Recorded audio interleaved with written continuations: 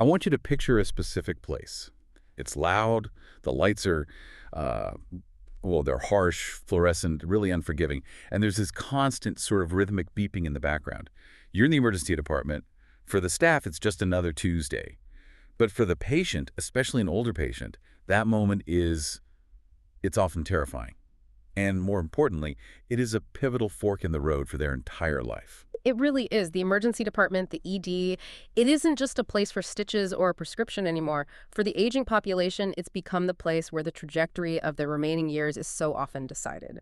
A bad call there doesn't just mean a misdiagnosis. It can mean a whole cascade of decline, a decline they just never recover from. And that is the high-stakes table we are sitting at today. We're looking at a really compelling piece of research. It's something that's making waves around the Critical Care Congress, and it challenges the fundamental way we assess risk in that, chaotic ER environment.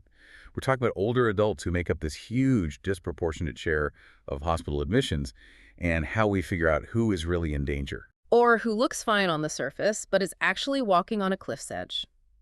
The core problem this research gets at is that our current systems, our radars, they're outdated. It's like we're using maps from 20 years ago to navigate a totally new landscape. The premise here is a big shift, right? From a disease-centered approach to something called intrinsic capacity.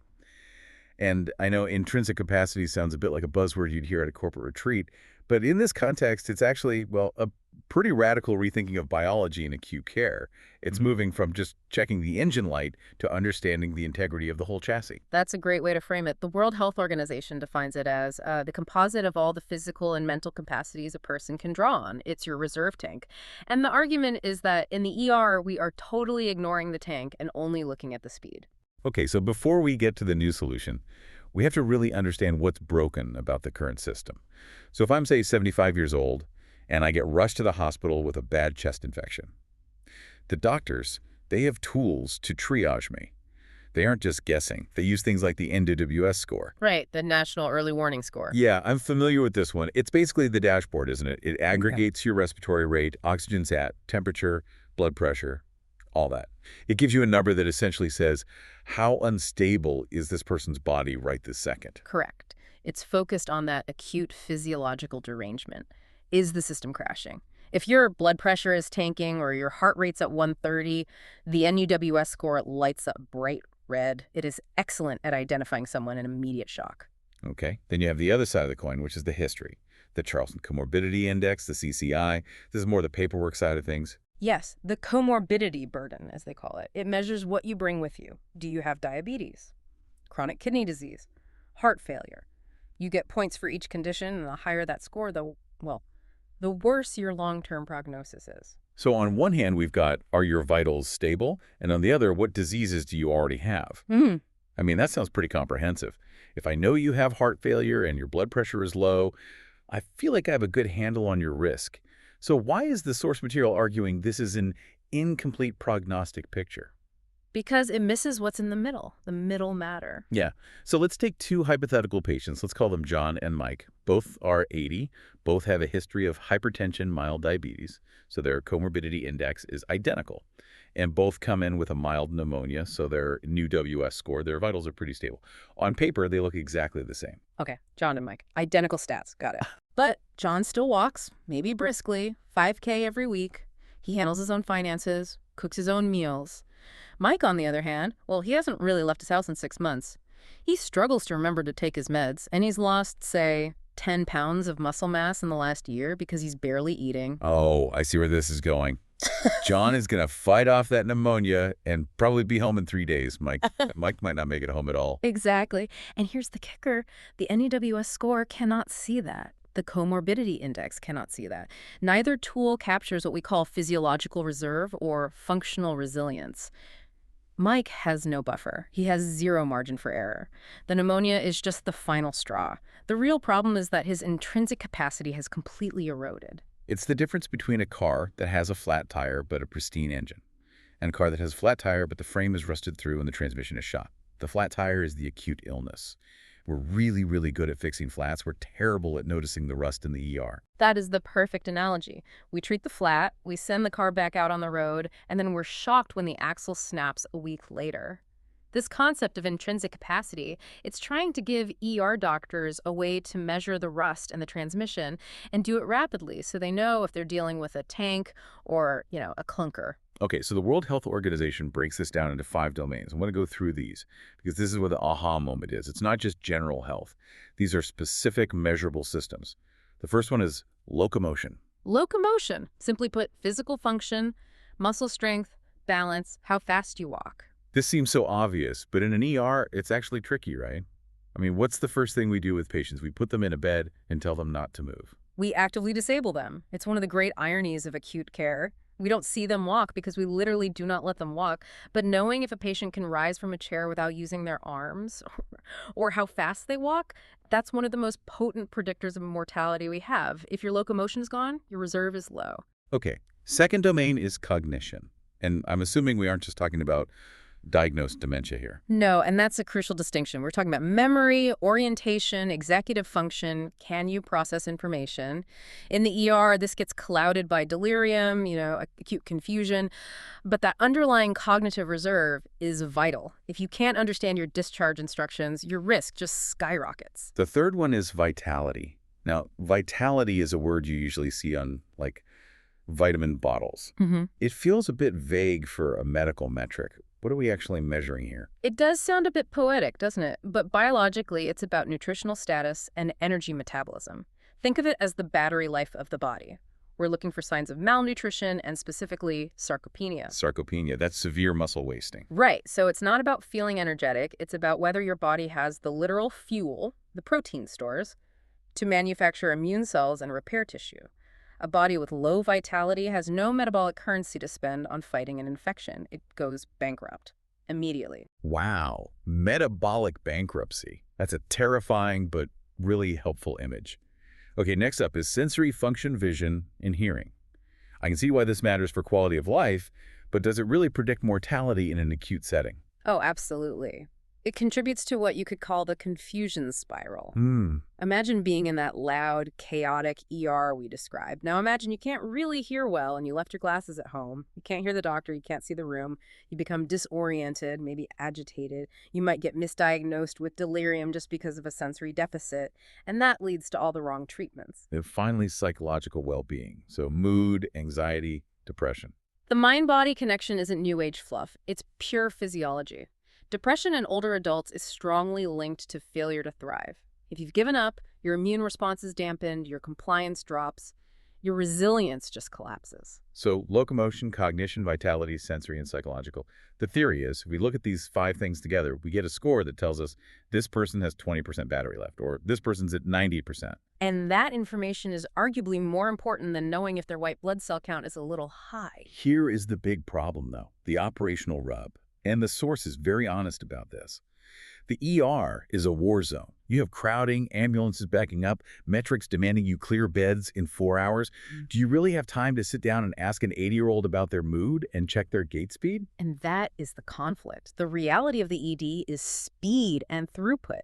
Doing a full, comprehensive geriatric assessment, which is the gold standard, that takes 45 minutes, an hour even. You cannot do that in the ER.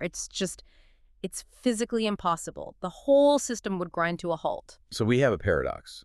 The very environment where we most need to know about a patient's vulnerability is the one place where we have the least amount of time to assess it. Correct. And that is why this kind of assessment in the ED is, as the source says, uncommon and underexplored. It's seen as a luxury, a nice to have.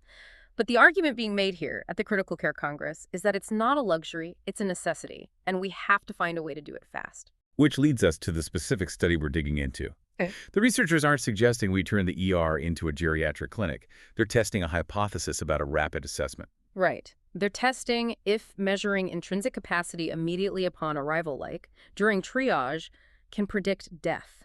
Specifically, 365-day all-cause mortality. That's a long lens. They want to know if a 5-minute check at the ER door can predict if you'll be alive a year from now. And not just predict it, but predict it independently. That phrase, independently associated, that's the key to the whole argument. Okay, let's break that down. It sounds like statistics jargon, but the implication is huge. If something is independently associated, it means it's telling us something new, right? Something the other tools aren't. Exactly. It means that even after you control for the severity of the illness, so the NAWS score, and you control for the list of diseases, the CCI, intrinsic capacity still predicts death. It proves IC is a distinct hidden variable. So going back to John and Mike, the study hopes to prove that even though their charts look identical, the IC score would flag Mike as high risk and John as low risk right at the door. Yes. And if that hypothesis holds true, and a lot of data from other settings suggests it will, it exposes this massive blind spot in our current standard of care. It means we've been sending mics home because their vitals were stable, not realizing they had zero reserve to survive the recovery. And on the flip side, maybe we're overtreating the Johns, admitting people to the ICU who don't need to be there because their bodies are robust enough for a general ward. That's the potential of what they're calling reserve-oriented risk stratification. Instead of just asking, how sick is the patient? We start asking, how strong is the patient? So if this study works out, if we can prove that a quick check of these 5 domains is a crystal ball for mortality, how does that change the actual workflow? I'm just picturing an overworked triage nurse rolling their eyes at having to do 5 more checks. It has to be streamlined, no question. But think about the downstream effects. If you identify low intrinsic capacity at the door, you trigger a different pathway. Maybe that patient doesn't just see the ER doc. They get an immediate consult from a geriatric team. Maybe the decision isn't just admit versus discharge, but admit to an acute care for elders unit versus general medicine. Or if they are discharged, it triggers an immediate home health follow-up because they can't walk well enough to even get their own prescription. Exactly. It changes the entire management plan from fix the pneumonia to support the person with pneumonia. And in the long run, that actually saves time and money because you prevent those bounce-back readmissions. It really feels like a shift in the philosophy of emergency medicine. For so long, the ER was about save the life, fix the break, stop the bleeding. It was very mechanical. This feels like acknowledging that the machine is actually a complex biological ecosystem. We're acknowledging that biology is chronological. An 80-year-old body handles stress differently than a 40-year-old's. Not just because of diseases, but because of this quiet erosion of reserve. You can't treat the insult without understanding the host. I wonder if this speaks to a broader frustration people feel with healthcare, that sense of being treated like a collection of symptoms instead of a whole person. My heart is fine, my lungs are fine, but I feel terrible and I can't function. This research seems to be validating that experience with hard data. It validates that function is a medical vital sign. Losing the ability to walk or think is just as dangerous as having low oxygen. It's trying to bring the so-called soft science of well-being into the hard science of survival statistics. So where does this leave us? We have this study, this potential paradigm shift being discussed at the Critical Care Congress. It's promising, but it's still research. It leaves us with a call to action, I think, for the medical community to broaden its scope. We need to stop looking just for the magic biomarker or the perfect scan and start really looking at the patient in front of us. How do they move? How do they think? How much fuel is in the tank? And for you, the listener, whether you're a clinician or just someone with aging parents, I think it changes the questions you ask. When you're in that ER, don't just ask, are the numbers okay? Ask, is he strong enough to go home? Can he actually function when he gets there? Absolutely. Advocacy starts with understanding that stable vitals does not always mean safe. It's a fascinating evolution. We spent the 20th century perfecting the art of keeping people alive during a crisis. Maybe the 21st century is about understanding the resilience required to actually live after the crisis is over. I think that's exactly where we're heading. We're going to keep a close eye on this study and see how the data shakes out. It's rare you see something that is so technical, yet so deeply human. It's the future of personalized medicine, really. I want to leave you with one final thought to mull over. We often view resilience as a personality trait, something you have if you're tough. Right. But this research suggests resilience is a biological resource, a tangible asset like a bank account. If we burn through it without replenishing it, we go bankrupt. So if modern medicine is only focused on stopping the immediate theft, the disease, but it ignores the fact that the account is empty, are we really saving the patient? Or are we just delaying the insolvency? A powerful question. Thanks for diving in with us. We'll catch you on the next one.